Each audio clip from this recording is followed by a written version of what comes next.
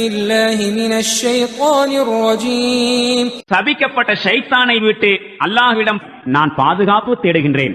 ولقد رآه نزلة أخرى மற்றொரு முறை அவர் அவரை இறங்கிடக் கண்டார்.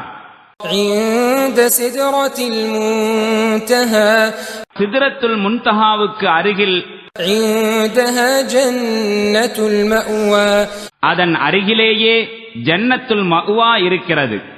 إذ يغشى السدرة ما يغشى அந்த நேரத்தில் சிதறத்துல் முன்தஹாவை எது மூடிக்கொண்டிருந்ததோ அது மூடிக்கொண்டிருந்தது.